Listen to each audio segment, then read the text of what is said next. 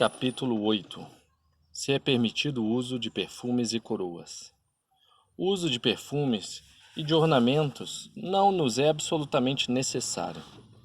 Eles excitam ao prazer e à indolência voluptuosa, sobretudo quando a noite se aproxima. Sei que uma mulher levou uma redoma de alabastro cheia de bálsamo, com a qual ela ungiu os pés do Filho de Deus, quando ele estava a sentar à mesa, e essa oferta lhe foi agradável. Sei também que os antigos reis dos hebreus portavam um diadema de ouro e ornado de pedras preciosas. A mulher mencionada no Evangelho não conhecia as palavras do Salvador do mundo. Ela era ainda pecadora, mas honrou a Deus com o que tinha de mais precioso. E mais, ela secou seus pés com os cabelos, o ornamento mais belo de seu corpo, e ofereceu-lhe abundantes lágrimas de arrependimento. Abre aspas, perdoados te são teus pecados, fecha aspas. Eu acredito ver nessa passagem do Evangelho uma imagem simbólica da doutrina e da paixão de Jesus Cristo. Confira Lucas capítulo 7, versículo 48. Seus pés, ungidos de perfumes, são uma imagem de sua doutrina, dessa doutrina divina que se espalhou por toda a terra com uma glória sempre crescente. Abre aspas, por toda a terra ressoam seus ecos, fecha aspas. Confira Salmo 18, versículo 5 e Carta aos Romanos, capítulo 10, versículo 18. E se não temesse ser importuno, diria ao mesmo tempo, diria mesmo que os pés ungidos de perfume do Salvador representam os apóstolos e que esse perfume foi para eles o anúncio profético dos dons do Espírito Santo. Não é natural, então, que os apóstolos, que percorreram todo o mundo e pregaram por toda parte o Evangelho, sejam chamados alegoricamente de pés do Senhor? Assim profetiza o Espírito Santo através do salmista, abre aspas. Entremos na sua habitação, prostremo-nos ante o escabelo de seus pés, fecha aspas. Confira Salmo 131, versículo 7. Seus pés, isto é, os apóstolos que anunciaram seu nome às nações mais distantes da terra. As lágrimas das pecadoras são o símbolo da penitência. Os cabelos soltos de Madalena mostram que ela não era mais prisioneira dos adornos vãos aos quais foi tão apegada. A confiança que ela testemunha ao escutar o Salvador proclama que a nova fé livrou-a da vaidade. Foi também uma figura da paixão do Filho de Deus. Jesus Cristo, em um sentido místico, é a fonte do unguento pela qual nos é derramada a misericórdia divina.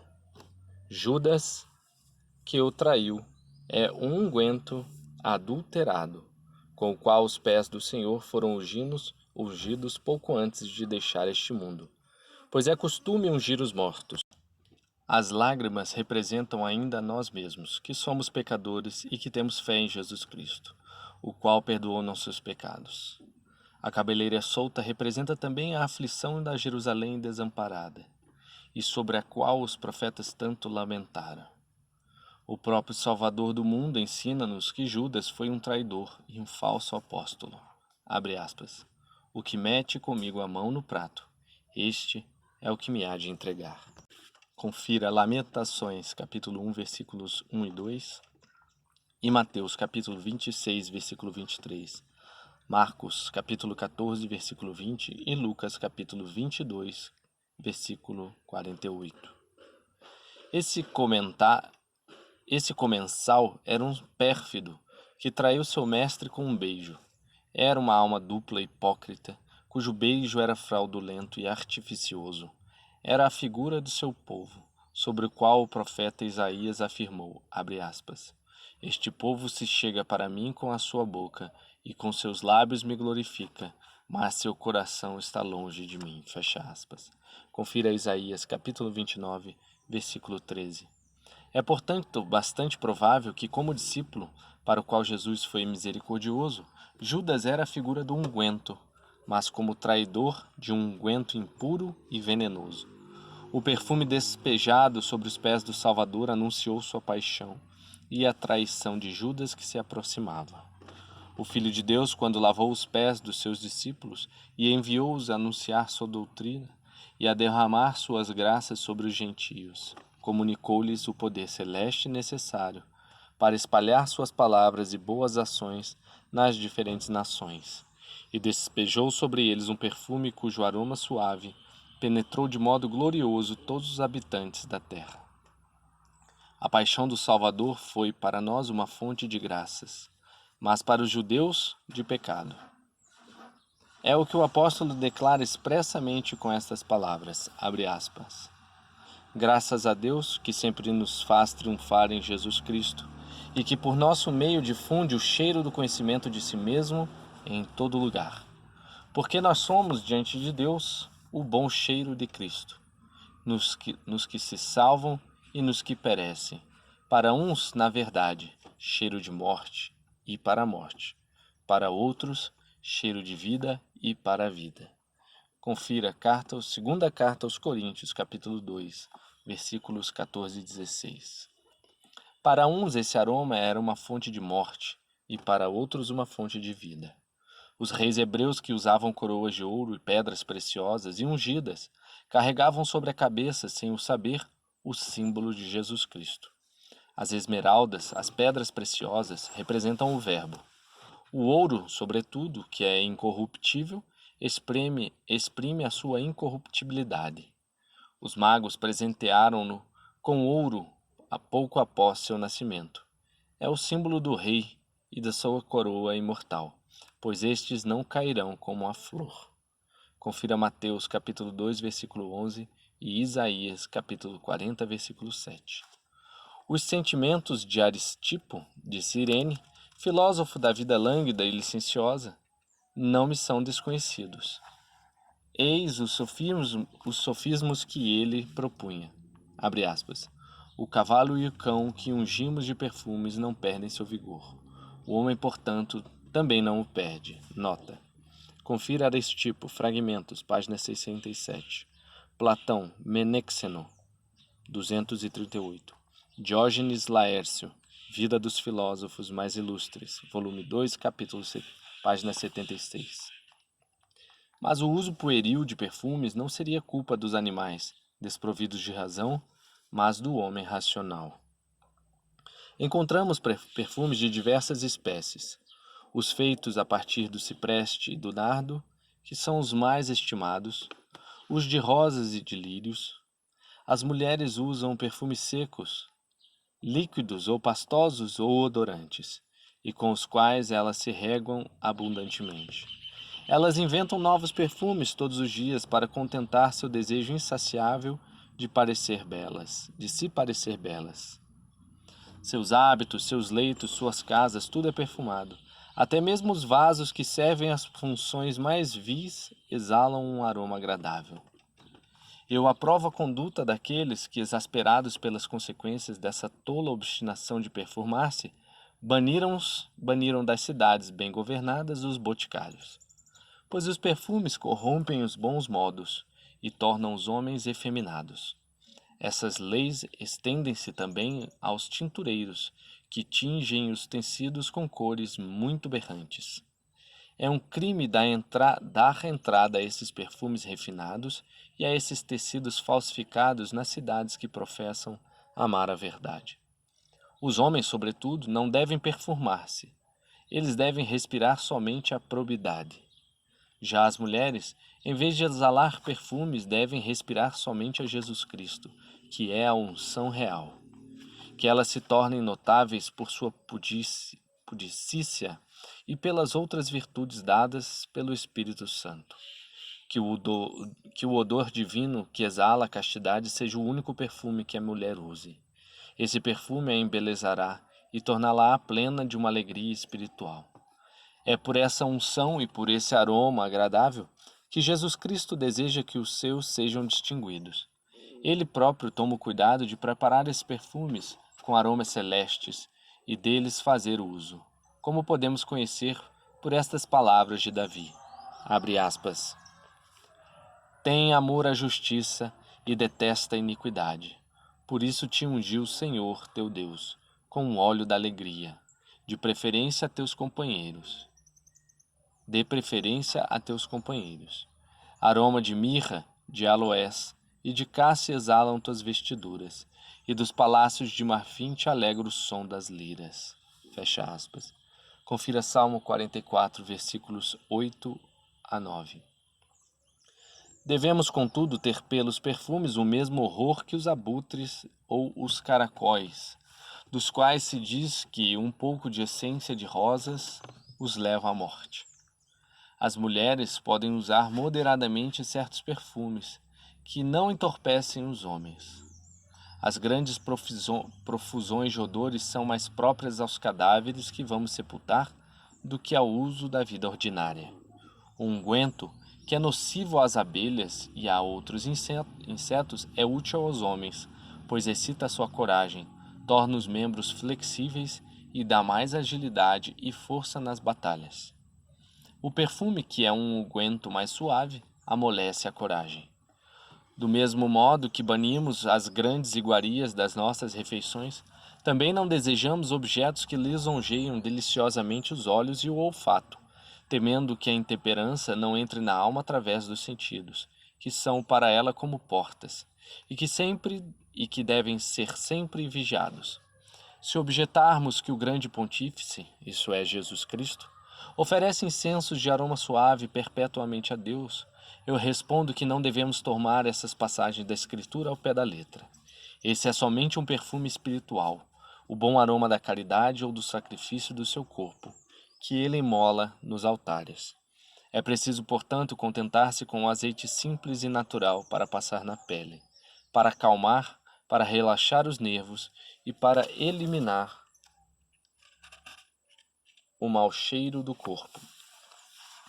O cuidado imoderado ao adquirir perfumes refinados é um sinal de ociosidade e de molice, que conduzem insensivelmente à intemperança.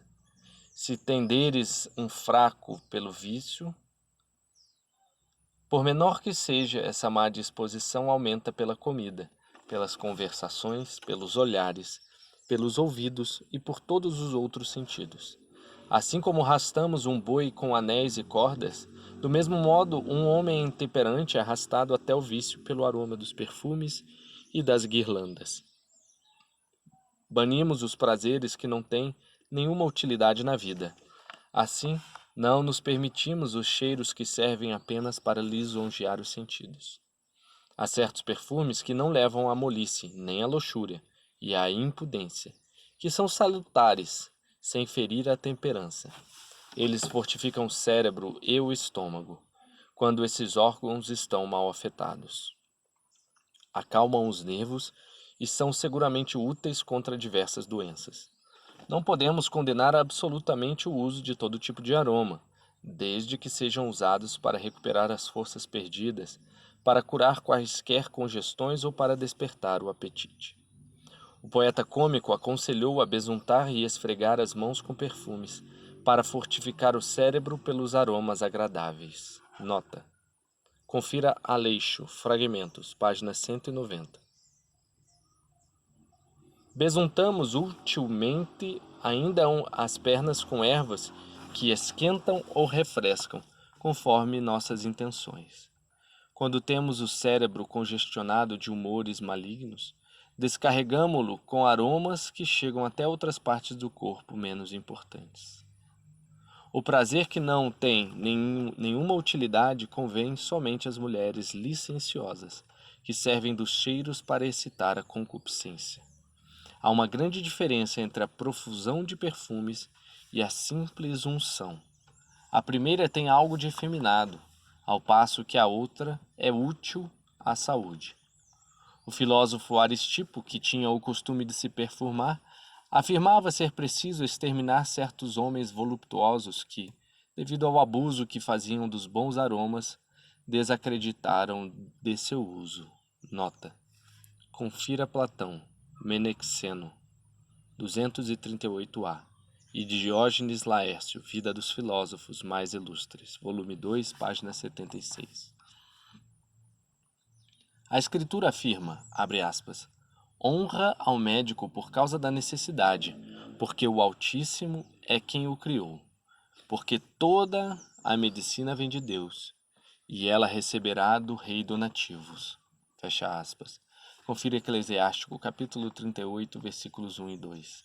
E acrescenta: o boticário fará perfumes. Fecha aspas. Eclesiástico, capítulo 38, versículo 7. Os perfumes foram, portanto, inventados para ser úteis, e não para lisonjear os sentidos. Não nos devemos esforçar para procurar aqueles que servem apenas para excitá-los. É preciso contentar-nos com outros, dos quais podemos tirar alguma utilidade, pois Deus deu um unguento aos homens para aliviar suas penas. As mulheres tolas, que tingem os cabelos brancos e os perfumam, tornam-se ainda mais velhas, devido à influência perniciosa dessas ervas que deixam os cabelos ainda mais brancos, ressecam sua pele e emagrecem o seu corpo. Assim, como podemos amar ainda os perfumes, que absorvem os líquidos dos quais os cabelos se nutrem, já que tememos tanto embranquecê-los? Os cães que têm um olfato apurado pressentem as bestas desde muito longe, devido ao cheiro que elas exalam. Do mesmo modo, as pessoas sóbrias e moderadas conhecem os intemperantes pelos seus perfumes. O vinho e o excesso dos prazeres sensuais introduziram o uso de guirlandas nos banquetes, porque o desejo de se coroar com flores na primavera, quando temos o prazer de ver as pradarias repletas delas? Não convém às pessoas moderadas despojarem as pradarias dos seus ornamentos para fazer guirlandas para si mesmas, e nem enfeitar seus cabelos com rosas, violetas, lírios. A umidade dessas flores esfria muito a cabeça. Eis porque os médicos que reconheceram, através de diversas experiências, a natureza bastante úmida do cérebro, ordenam ungir o peito e a extremidade superior do nariz, a fim de que essa exalação quente possa aquecer a grande frieza do cérebro. Não é, portanto, saudável resfriá-lo com flores.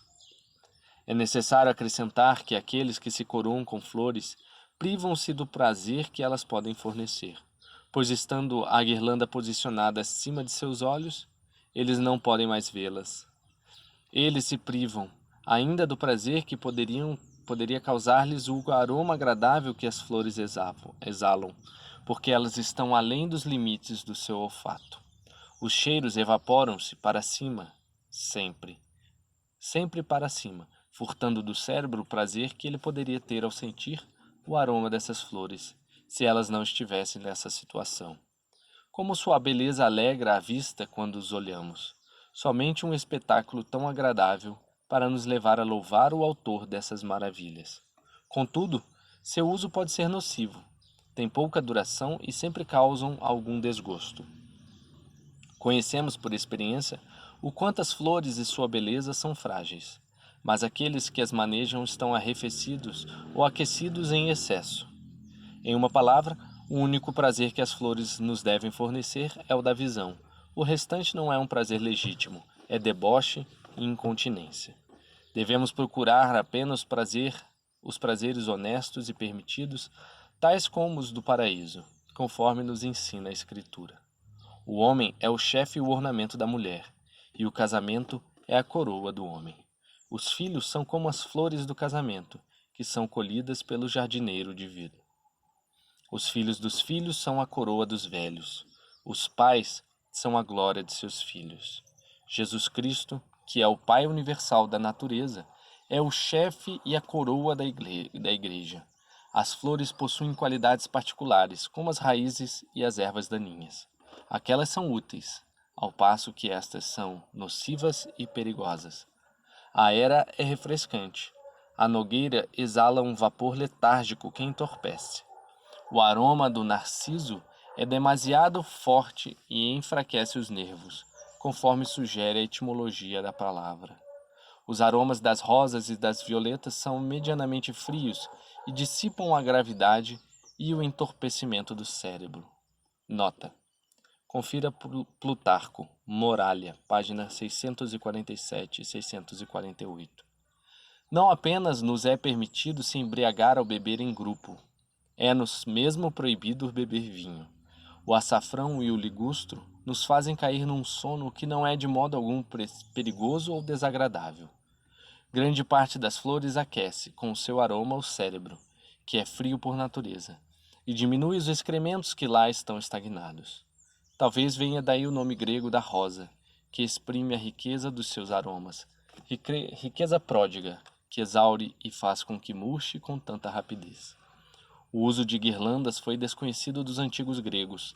Não encontramos tal costume estabelecido nem mesmo entre os amantes de Penélope e nem entre os feácios, povo voluptuoso e afeminado. A primeira vez que foram distribuídas foi aos atletas. Primeiramente, contentávamos-nos em recompensá-los com vivos aplausos. Em seguida, oferecíamos-lhes ramos e folhas verdes. Enfim, quando, após o triunfo da Grécia nas guerras médicas, os modos públicos foram enfraquecidos e corrompidos, passamos a coroá-los. Aqueles que vivem conforme o verbo, isto é, a reta razão, não devem usar guirlandas. Não é porque acreditem que elas acorrentem sua razão, que habita no cérebro. Não é somente porque a guirlanda é o símbolo da insolência, que o vinho excita naqueles que o bebem em excesso, nos banquetes. Mas é porque eles são consagrados ao culto impuro dos ídolos. Sófocles afirmou que o narciso formava a antiga coroa dos grandes deuses. Nota: Sófocles, Édipo em Colono, 683-684. Safo atribuiu igualmente coroas de rosas às musas. Nota: Safo, Fragmentos, página 42. Os poetas afirmavam que Juno preferia os lírios às outras flores e que Diana amava mais a murta. Embora as flores tenham sido feitas principalmente para os homens, a má conduta dos que abusaram desse presente da natureza perverteu a ordem das coisas e, devido a um uso profano, consagraram um presente de Deus ao ministério dos demônios. É preciso, portanto, abster-se delas por um motivo de consciência. A guirlanda é o sinal de uma vida ociosa e sem preocupações. Talvez seja por isso que os camponeses coroam os mortos, atestando assim que os ídolos, aos quais rendem a mesma honra, são deuses mortos. Eles não podem celebrar as tolas orgias de Baco sem as guirlandas. Parece que esse ornamento excita neles um furor mais ardente e insensato.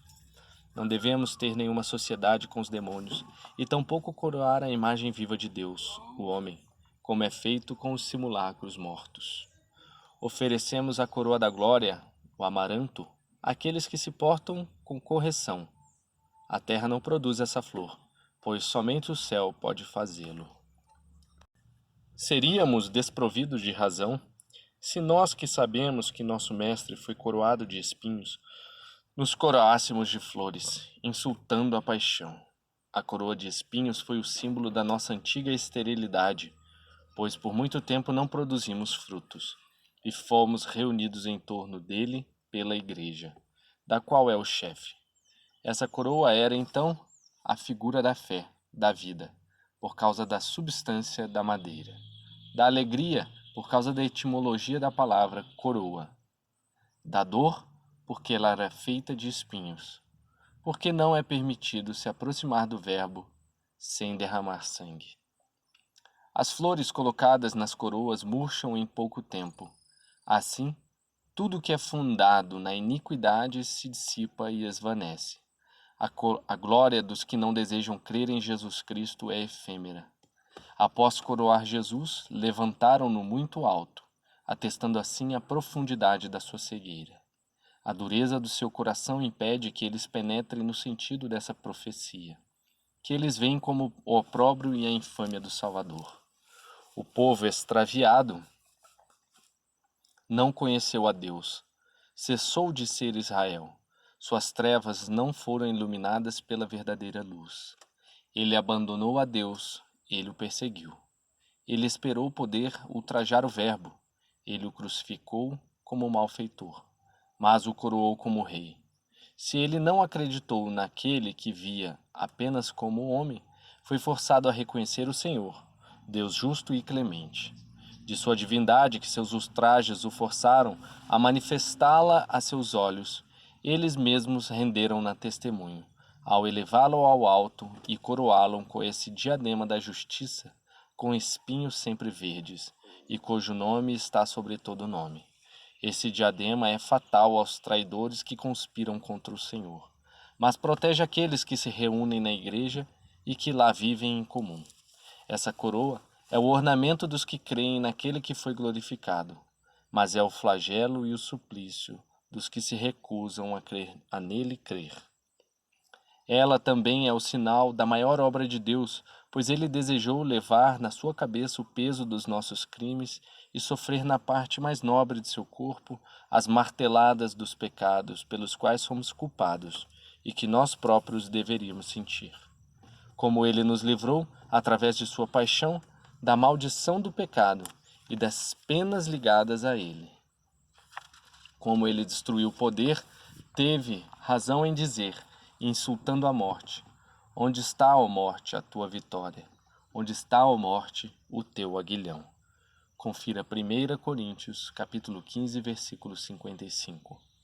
Nós colhemos uvas dos espinhos e figos dos abrolhos, mas as mãos do povo infiel e estéril machucam-se e rasgam-se ali.